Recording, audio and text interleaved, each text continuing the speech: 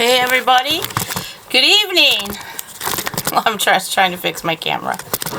Well, let the ceremonies begin. Today we're talking on our ghost tours. We're going to talk about Jim Morrison and the Doors from Paris. His grave actually is in Paris, so he's not from Paris. And he was an icon. He died in 1969 of an overdose in his own tub in Paris. And I'm going to talk to you about the story. So welcome to American Hominin Brain Ghost Tours. And we're going to take a tour of some of our favorite singers that have passed on. So good evening, and let the ceremony begin of our legend. So we're going to turn the page to start out to 1966. It started back on the beach, and after graduating college, Jim Morrison found himself as a wandering soul. He's walking down the beach. He had an apartment there, and the rooftop apartment. Before long, he had an encounter with the music mind of Ray Manzarek, which now recently has passed also. This is regarding the icon group, the Doors, of course. And this is telling the history of how it started. On that same beach, also pondering the waves, Ray Manzarek was just sitting there thinking and thinking to himself out to the clouds, thus opening the Doors dimension. So the songs that they came up with, Jim Morrison, remember People Are Strange, and there's Riders on the Storm. There were so many that the group came up with. Jim Morrison originally was named James Douglas Morrison, and he was a junior. He was born on December 8th, 1943, and he was born in Melbourne, Florida. His father was the son of a U.S. Navy recruit. He was also a son of a Navy recruit. After dropping out of Florida State University, Jim had enrolled in the Theater of Art department of UCLA. For 2 months of graduation, Jim meets Ray Manzarek, and Manzarek was considered a prodigy during his day. He was a classical pianist, because we all know him doing the keyboards. Those are the memorable tunes that we had from the 60s. Ray Manzarek was considered the top of his time during that time. Ray had then played the blues bands. At that time, he was in the blues band, and it was called Rick and the Ravens. He played along with his brother and Jim on the weekends and at Santa Monica, California bar. He was at that time recording for the label of Aura, and on Venice Beach, Los Angeles Beach is when they came up with the tune for Moonlight Drive. When Jim Morrison recited Moonlight Drive for Ray Manzarek is when Ray was taken in by Jim. He loved his performance, and he said, "That's my guy," and invited Jim to form a group. Ray had said, "When Jim sang these songs, let's win to the moon, let's climb through the tide, penetrate the evening, that the city sleeps to hide." Manzarek said, "It told me then, that's it. The Doors is the concept that came to his head." And thus the Doors of Time, the Doors, was created. And it started by the two of them on the beach that day. Moonlight Drive, ghost songs. They had another song called Another Kiss. There were so many songs. John Desamore came soon on the scene. And John Desamore and the Morrison estate, they came in, and he came in on it because there was a lawsuit. The Doors in Manzarek's new group. The group now calls itself Riders on the Storm. So there's a lot of stuff that they did. We'll always remember the Doors. They were our favorite. So, by 1965, July, Manzurek forms the Doors. Jim had already been considered a drug abuser at that time even already. Jim had problems with both drugs and alcohol, and Manzurek decided to put together a group after he heard the song again, Moonlight Drive. But it was overlooked at the time. Later, Manzurek had recruited John Desmore, and he was born in 1944, Desmore. And in his mind, in what he went to college for, Desmore, was physics and psychology. That's what he majored in. Manzurek had met Desmore at the Transcendental Meditation course in Los Angeles, of all places. No wonder they were the perception of the Doors. I mean, it's all psychological, and the beach and the moon. So they called it Third Street Meditation Center. Morrison and Manzurek had recorded Moonlight Drive together, and the next song they did was Running Blue. So they did a lot of stuff together. The Doors, by 1967, well, in the year 67, Jim Morrison began his debut at what was a groundbreaking psycho and sexual time back in the days. His song lyrics were very sexual, as he would do his dance and jig-a-wig, which was called a no-no. During that, he was always getting in trouble on stage, and the cops were coming for his little escapades that were sexual. But the women loved him. The woman understood. So, in the 60s, Jim Morrison was quite a controversial character.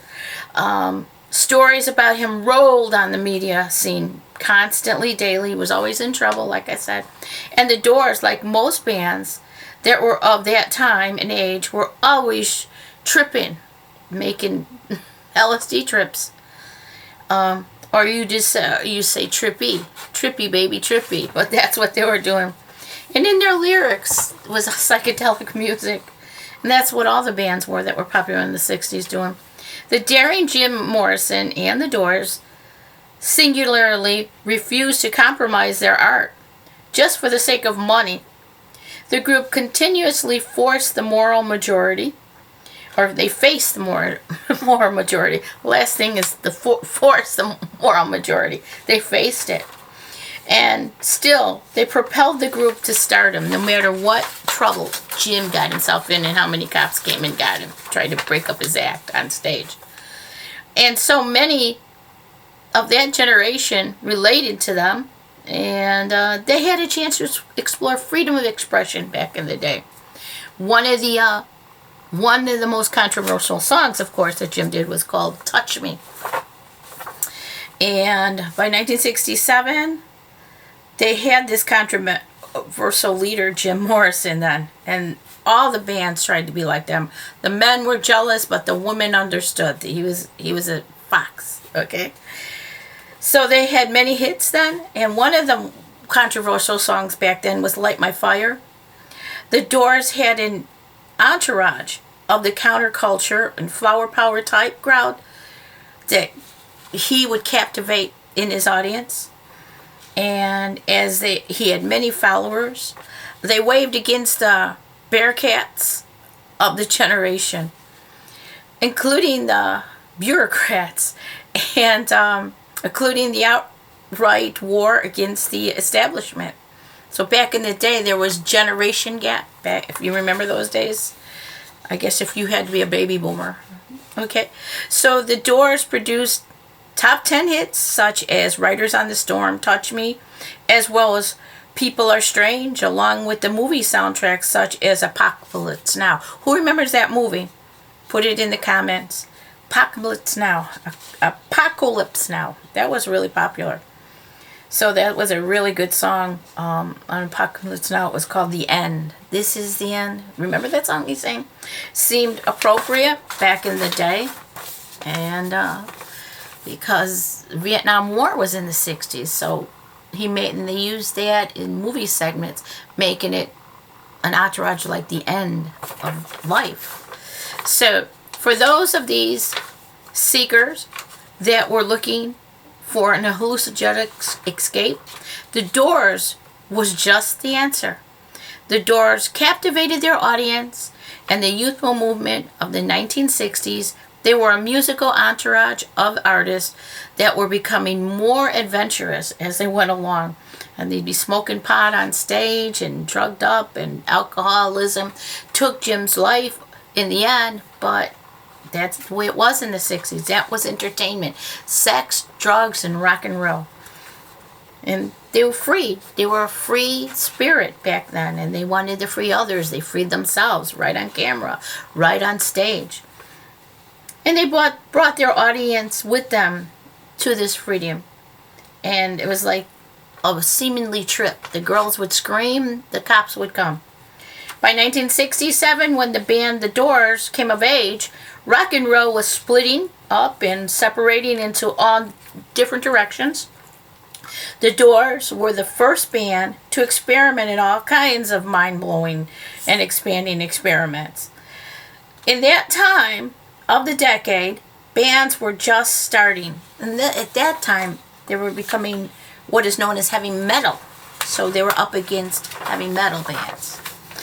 And what was called head music. Okay, so there was a couple things. And Riders on the Storm was one of my favorites. It just had a subtle sound. If you're ever driving in your car and it's like it's raining, it's almost real. It sounds like you're riding on the storm. 1967 appearances and tidbits of Jim Morrison in the Doors was the group had appeared on the Ed Sullivan Show, and that was made them icons worldwide, nationwide anyway. And they were asked to omit the song "Girl, We Couldn't Get Much Higher." At least admit the words in the song. They didn't want them to say back in the Ed Sullivan days, "Girl, we can get much higher." Couldn't we get much higher? And they wanted that line out. Can you dig it? No. Jim Morrison didn't listen. He went right up to the camera and he said, "Girl, we couldn't get much higher." That was Jim for you, old Jim. And well, of course, Jim Morrison, with his belief in never selling out, of course he didn't. He looked straight in that camera and said it anyway, right? So making them the bad boys of that generation, along with the Rolling Stones. Oh my goodness. And equally mischievous as the Stones, they were both the most mischievous rock groups around because they did the hits, the hip wiggle and all the sex and act and all that. The only group who also managed to get themselves kicked off of Ed Sullivan. Another song they did was "Turn Out the Light." The Doors of 1967, Jim Morrison made his art performance point by singing his drug-inspired supposed lyrics of "Light My Fire," and that was on national TV, in which those days television had no censorship, just so you understand that. And boy, did they have a controversy. All TV programs were broadcasted live in front of an audience, along with the cast over 1 million of homes in the audience back in the day. Remember, they didn't have cable then, and that was all they watched, so imagine that. Jim Morrison's outrageous behavior was seemingly, with its immoral approach, seemed to assist the success of the band to move to really high heights. The Doors consisted of the 4 members: Jim Morrison, Ray Manzarek, Robbie Krieger, he was guitar, Manzarek was keyboard, Jim Morrison was vocals, and John Densmore was the drums. Break on through to the other side. 1967, the Doors did that perfect. A concert in New Haven Arena that came to a screeching halt, though, when Jim was arrested. What happened next is, you'll never know, is that earlier that day, backstage was an incident. So Lieutenant James Kelly initially didn't know who the singer was at the time, and he was making out with his girlfriend, kissing away in the backstage somewhere. He came across Morrison making out with a 19-year-old girl in the shower stall of all places. that was located near Morrison's dressing room. Lieutenant had asked Morrison to leave. Of all people, they asked to leave. And the defiant Morrison was irritated at the rudeness and audacity of the police officer, especially did not recognize who he was. A breakout between the police officers and the whole crowd began because the police tried to arrest Morrison on stage during the performances.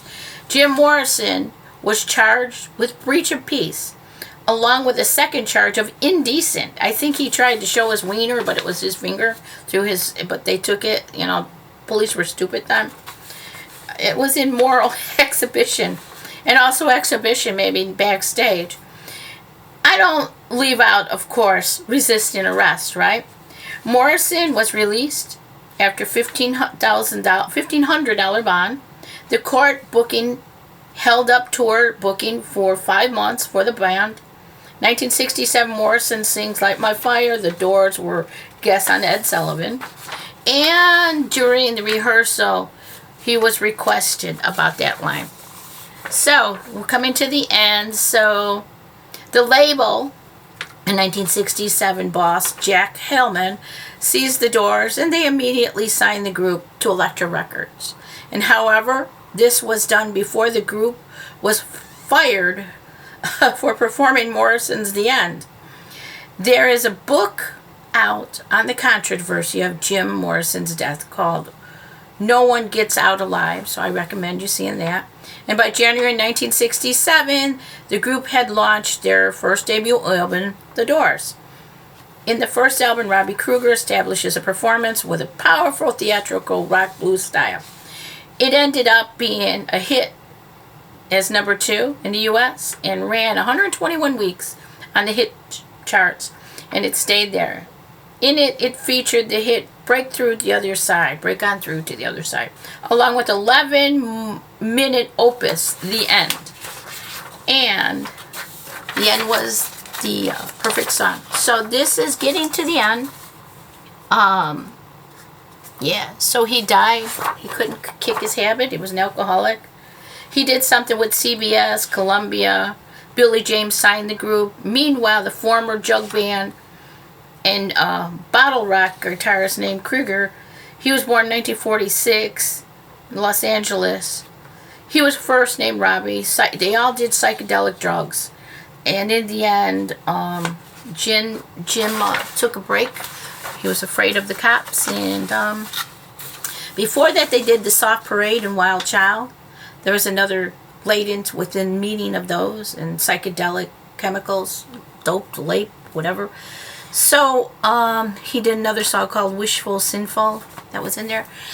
So he ended up with his girlfriend Pam getting an apartment, taking it easy, going on vacation, and that's where we see him now, that he ended up found in his bathtub. He OD'd. And that's why he was in Paris, because he was on vacation. And that's all I have for you now. Thank you.